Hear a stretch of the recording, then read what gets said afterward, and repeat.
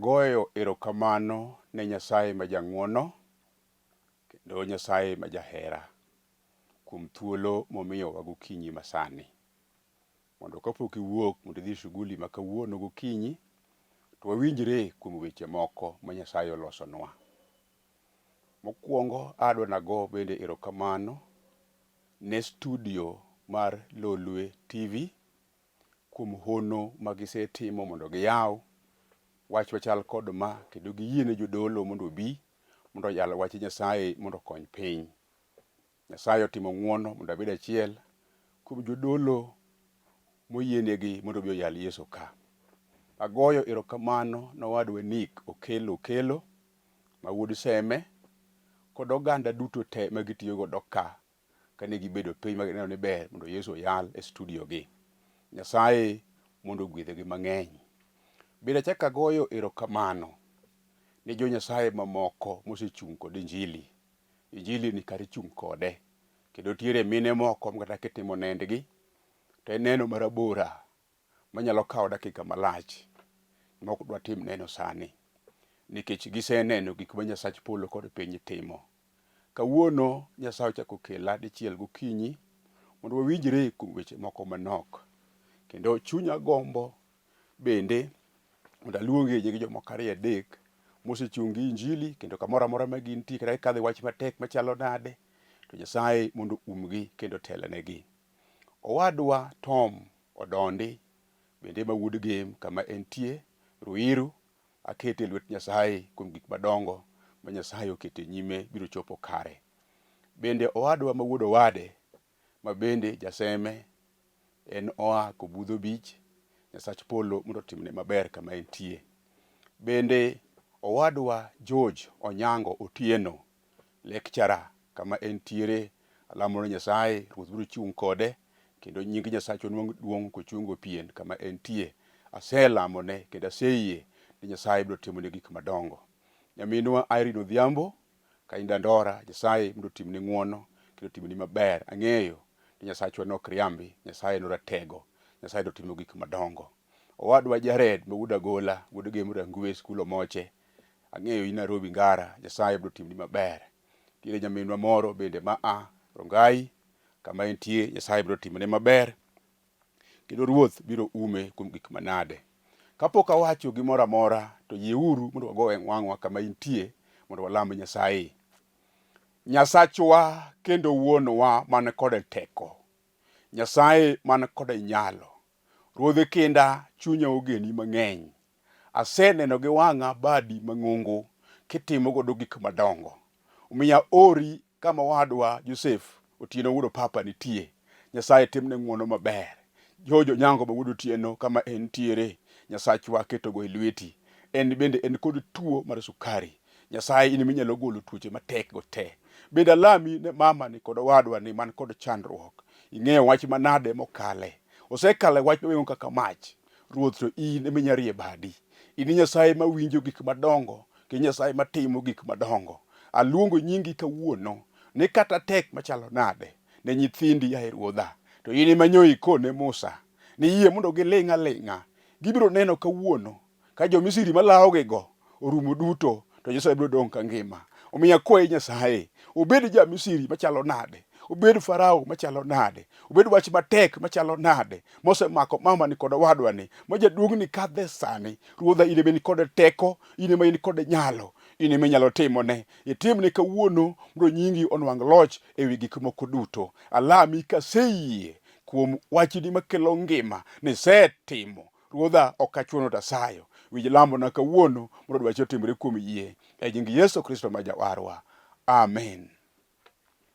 Adwa somo e kitabu mar weche mag ndalo 14 matindo 8, 9 kod 10. Wacho niya: kane jo-Filistia owinjo ni osewir Daudi mondo obed ruodh Israel duto, ne gibiro kar rombgi mondo gimonje. To kane Daudi owinjo kamano, nowuok mondo orad kodgi. Noyudo ka jo-Filistia osemuocho jomodak e holo Refaim. Daudi nopenjo Nyasaye niya, kadhi kedo gi jo-Filistia, inichiwogi e lweta koso?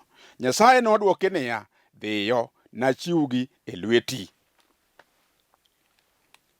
thuon wach madwa wuoye gi sani ma agombo ni kama intiere ichikie iti mondo walalre kodi mos, kendo ka wach ni odonjoni to mumba kona maler ni wach ni en kolere maber ne ng'ato, kolere maber ma ng'ato winje, to ng'ata jal manyo ok nyalo winjo wach, pache yawore to bedo maduong', to wach ni konye. Wach madwa wuoye sani en wach miluongo ni waloyo kod chir, kendo wach maduong' machal kod ma adwa naket wach no ero kuomi e ngimani, e chenro mari kendo e pachi. Wabiro mana loyo weche te ma wan godo gi, weche te mane nyimwa ma jasigu kete jimwa gi, wabiro loyo gi mana kod chir. Miyo wach masomo sani wuoyo kuom jatich Nyasaye moro iluongo Daudi ma wuod Jesse. Otimo gik madongo to kadwa donje mago te. Adonje wach mwasomo sani ni. Wach ni wacho niya, ni sama ne jo-Filistia owinjo ni osewire mondo obed ruodh Israel duto, eka ne gibiro mondo girom kode, girad kode, kendo gimonje, giyaw kode lweny. E sama nene pok giwinjo ni owire ruoth, ne giling' aling'a. Kendo samoro ne gichiko mana itgi ni to odongo kodhi nade mondo mi gibi mondo gimonje. Daudi Nyasaye otimo gik madongo, jo-Filistia gi to ne pod oling' aling'a. To noromo sa ma giwinjo, kendo sa mane giparo no, mane gidwaro no, sama noromo ni to gigoyo buchgi.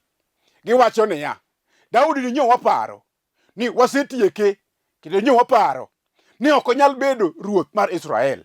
Nyo waparo ni gik mabeyo ok nyal timorene. Kata kamano, eri koro wire mondo obed ruoth, kendo mondo obed ruodh Israel duto te. Wach ni ne ok odonjo ne jo-Filistia maber. Ne giwacho niya, gimodong' en dhi tieke. Iwinjo owadwa kod nyaminwa, Nyasachwa ma ok nindi ne ok onindo sama Daudi ne ochan chenro mar biro monje. Ne ok onindo, ne ok oloko wang'e, noneno, nosingore ni jok modwa monjo jatichna go ok nonyal. Sama jogo nobiro, Daudi nokia ni jogo biro. Nopo ka jolweny oserado e pap mar Refadim, kendo gidwaro ni gima duong' ni mondo gikethi loch mar Daudi. Kane gibiro monje kamano, to winji gima Daudi notimo. Ni ok ochako wuoth mondo odhi orade korgi gi pache, kendo rieko mane en godo mar goyo lweny, ni ok owacho ni jogi abiro tiekogi, to nobolore e nyim Nyasaye. Sama lweny nomonje, nobolore e nyim Nyasaye, kendo bang' ka osebolore to go chonge piny koluongo Nyasaye. Okon ruoth, to neno ka jolweny osebiro, kendo wasigu oseluora mosemonja. To kata dhi kedo korgi pok nyisa gima onego atim. Nopenjo Nyasaye, to kawuok sani mondo adhi aked kodgi, ibiro chiwogi e lweta koso? Nyasaye ma jadwoko, Nyasaye nokone ni winji, aseyie mondo idhiyo iked kodgi, to abiro miyi loch, kendo kata gisebiro mang'eny moloyo jolweny ma in go, to an Nyasaye abiro kedoni. Iwinjo chir momako Daudi, en chir ma ok nyal pim gi chir omako wasani. Chir nomake ka nowinjo ni Nyasaye ni kode, omiyo nowuok kodhi kowacho ni kata ka dhi kedo kod jogi, to ata onge teko mar loyogi, to Nyasaye momiya chir, adwa dhi mondo adhi aked kodgi. Noringo kendo nodhi. Nyasaye manosingone ni biro miye lochno ne ok okuodo wiye. Nyasaye manosingone ni biro kedoreno ne ok okuodo wiye. Noloyo lweny, kendo ka noduogo to oganda duto nyaka jo-Filistia nogwe tik ni Daudi ma wuod Jesse oseloyo lweny. Kawuono mawuoyo kodi ni, iwinjo nyaminwa, iwinjo owadwa, gige Nyasaye ok kawo ka ji oling', ok kawgi ka ji obolore, ok kawgi ka ji ok okedo, ikawogi ka chir omako ng'ato. Adwa somo wach machielo mondiki e kitabu mondo wawinjre. E kitabu mar Joshua mokwongo e wang'e kanyo, matindo 6 wacho niya, bed gi chir kendo gi jing'o, nimar in ema nitel ni jogagi, ka gikawo piny mane asingora ni kweregi ni namigi. To bed mana gi chir kendo gi jing'o kiliwo chik duto mane Musa jatichna omiyi. Kik iwe chikno kibaro koracham kata korachwich mi inibed gi hawi kuonde duto midhiye. Winji, ochiko to wacho niya, par kaka asechiki ni mondo ibed gi chir kendo gi jing'o. Kik iluor kendo kik ichunyi nyosre, nikech an Ruoth Nyasaye ma Nyasachi, an kodi kuonde duto midhiye. Aparo ni ji duto osewinjo kendo oseneno kaka picha mane Musa ogolo dhi Israel e piny Misri ne chalo. Kata kamano, sani orumo, ohand over tich ne jal machielo machopo tich kama nyo gikie. To jal mohand over tich ni iluongo ni Joshua. Pod ng'at ma onge gi ujusi mar telo. To Nyasaye biro mondo ket wach moro kuome. Okoni ni winjo Joshua, bed abeda kod chir, kendo ibed kod jing'o. Kik iluor, nikech in ebiro telo ne jogagi. Kibiro donjo kodgi e piny mana asingo ne kweregi nabiro miyogi. Musa osetiyo e ogik gi ka. Ok ochopo e piny manyawacho ni mondo joga ochopie. E odong' gi ka. Tiwinjo, in ema asesingora, kendo in ema asewali. Bende in ema aseneno kilong'o minyalo telo ne nyithinda Israel mondo idonji godo e piny manyawalo negi. To wach maduong' mokone kanyo ni bed kod chir. Kawuono adgone Nyasaye erokamano mokelo wach mar chir mondo wabedie ni. Iwinjo mama, winji nyako. Iwinjo wadwa, winji wuowi. Jaduong', adwa ni mondo iwinji pok okethore. To kata koneno nosekethore, Nyasaye kawuono biro mondo koni niya, gik moko duto Nyasaye osingoni obiro miyi, to bed kod chir. Obed wach matek machalo nade. Jomoko nowuoyo kikia, kendo kaka ne giwuoyo ka Daudi ok ong'eyo. Ibe dalani kanyo gisewuoye. Samoro inindo gotieno, ginindo ok tergi. Giparo pile, ang'o ma degitim mondo chenro magi okethre. Ang'o ma degitim mondo dwaro mari kik ichopo kare. Ang'o ma degitim kata ni mondo itho gitieki chutho. Ang'o ma degitim mondo gik mabeyo ma yande in godo duto okethre. Iwinjo, iti ninda nikech ne ok ing'eyo ni jasigu biro. To kawuono Ruoth wacho niya, kata gibiro, bed gi chir, nikech in ema ibiro loyo. Iwinjo kijana, dalau kama ibetieno, samoro in midong'ie kendi. Kama ineni ibetieno, samoro onge ng'ato modong'ie. In midong' kendi. Oweteni manonyuolu godo osetho te. Oweteu manonyuoli godo gima ginyatimo onge. Jasigu machamo ji noselal kodgi nono. Tidong' kendi. Ibe luoro koro maki. Ni dala wadong'ieni gima ber biro time onge. Jogi otieko wate. Adong' kod bada. Awacho ni niya, bed kod chir e wach Jehova Nyasaye makelo ngima. Bed kod chir e injili mwayalo. Bed kod chir e gweth miyudo kuom Jehova Nyasaye. Bed kod chir ni dalano ibiro a kode malo, nikech Nyasaye mowacho ni kik ibed maluor. Osetelo e mbele ni. Ai Nyasaye, Ruodha iber manade. Chunya ogeni kawuono nikech in kod teko. Aluori Nyasaye. Ichung' kod wadwani. Chung'ie kod mamani. Ne tuo mosekete piny. Daktari yane ong'ado ne bura ni kama tuo nogike, ni tuo no onge yadhe. Odong' gi ndalo manok kende. To odhi e piny jomotho. To kawuono ibiro mondo wachi. Obed kod chir, nikech chang en mari. To loch bende en mari. To teko bende en mari. Imak bad mamani. Idonjo e dala kama ywage nyar jairo. Osekotho. Donjo gi chir maduong'. Oganda ng'i kaka chalo kiyoro. Ruodhi kinda ne waneni kaka nidonjo e dalano. Chir mane ibiro godo nomiyo tho teng'o lwete, kowacho ni ok amak Nyajairo dong' kendo dok e ngima. Nyasaye aneni, tekoni pod osiko. Gima tami timo pok oyudi. Jaduong'ni luoro osemake, osehewe. Dala ba mochomo koni. Jok mayado geno kuomgi te osedong' ka koro onge kod paro manyalo miye, odong' ka kende ka ok onyal. Tabiro ya Nyasaye gi wach maduong' mimiya mondo akine jaduong'ni niya, obed kod chir nikech loyo ni e lweti. Isejok mondo ichiwne. Nyasaye ma jang'wono, Nyasaye ma jahera, Nyasaye ma jatimo.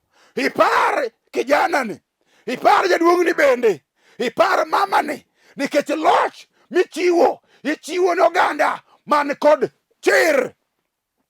Iwinjo wadwa?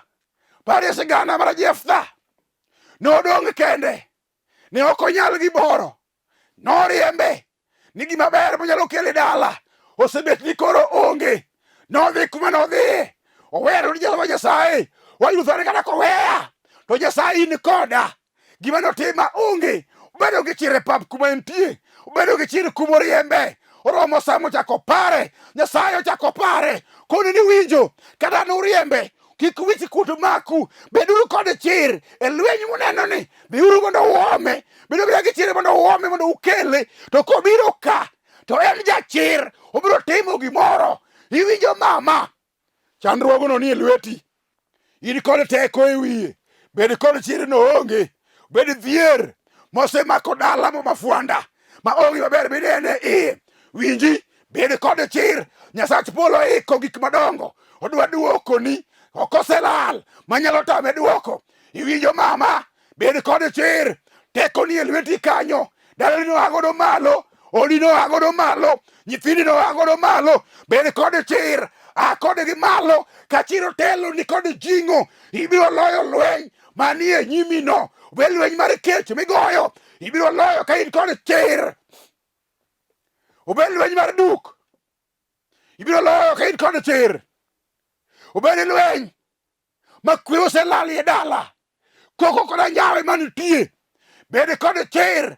Nyasach oseiko ni jok man kod chir e wach makelo ngimani. Obiro loyo negi, obiro miyo gik madongo. Nyasaye oiko ni gima duong'. Iwinjo wadwa? Nyasaye oiko ni gima duong'. Jojo nyango budu tieno, Nyasaye oiko ni gima duong'. Iwinjo wuodo dondi tom, Nyasaye oiko ni gik madongo. Nyasaye biro timo gik madongo. Aluoro nying Nyasaye no. Winjo dada Mary Atieno, Nyasaye oiko ni gik madongo. Nyasaye no pod ngima, Nyasaye no pod timo, Nyasaye no pod gwedho. Kawuono pod entie. Oning'iyo chuny ng'ato, kadipo nitiere ng'ato modong' mane kod chir e wachne, manyachung' e nyim oganda, mawacho ni kawuono anto iwara, dala ok bedi kaka ne en. Nikech ang'o? Nyasaye ni kod teko, Nyasaye ni kod loch, Nyasaye no timo. Joseph Papa, Nyasaye no timo, Nyasaye no gwedho, Nyasaye no ting'o malo. Beda kod chir, opoko kethore maditam Nyasaye obiro timo ni sani. Nyasaye no biro timo ni, obiro timo ni sani.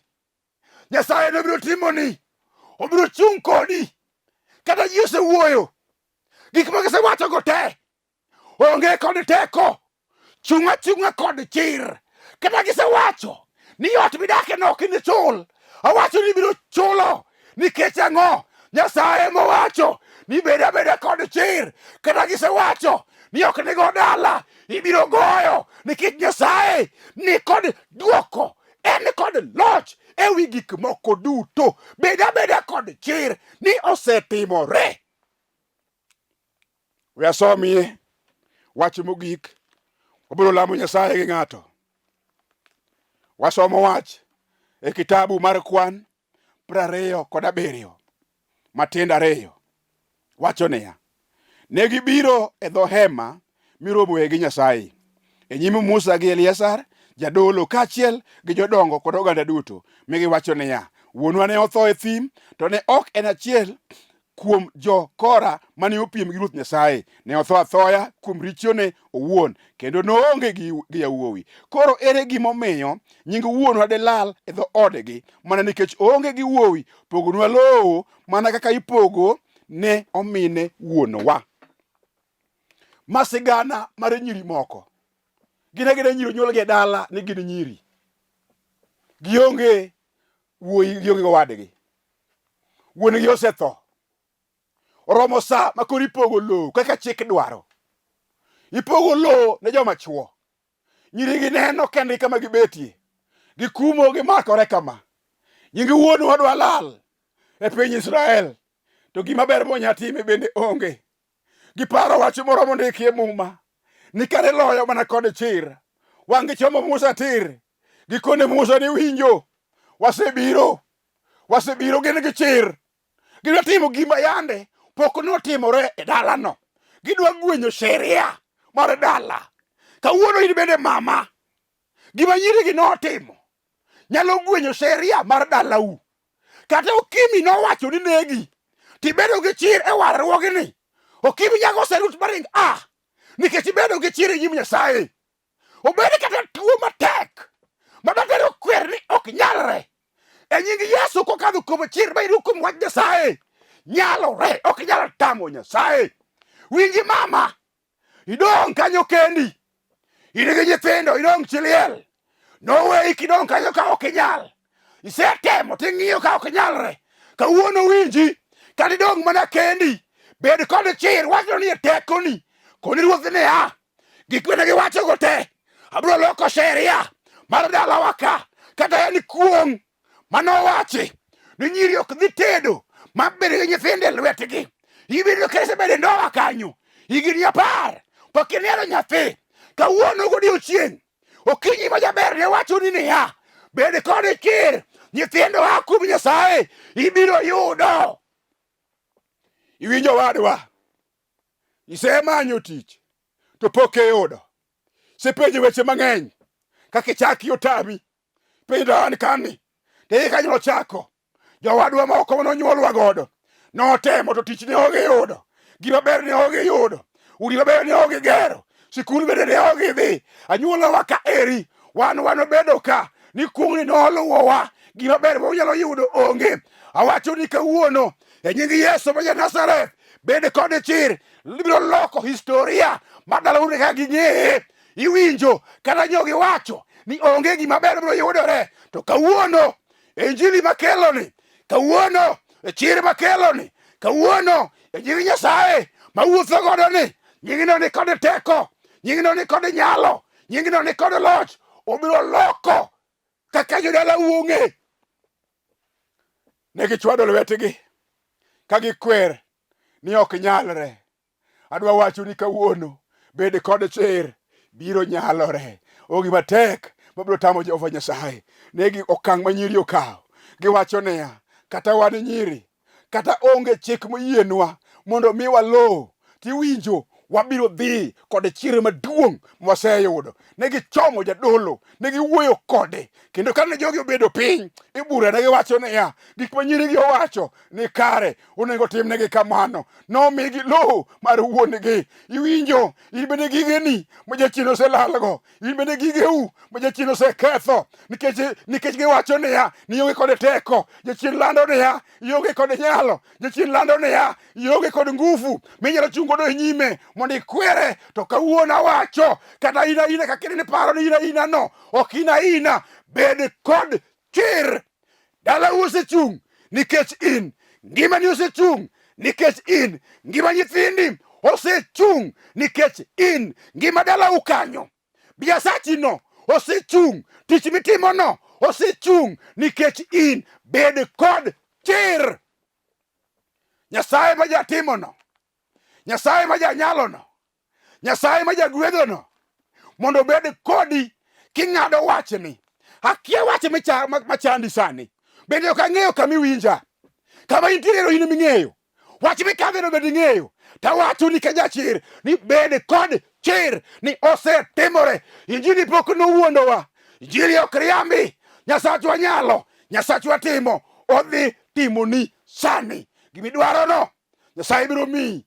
Gimidwaro no, bede kod chir, Nyasaye biro timoni gik madongo.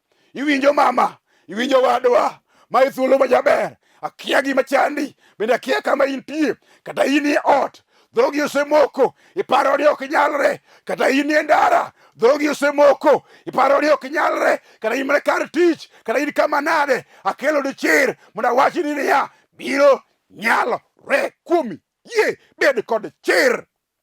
Walamo kod Nyasaye, yie mondo walamo Nyasaye, nikech Nyasaye osekelo chir.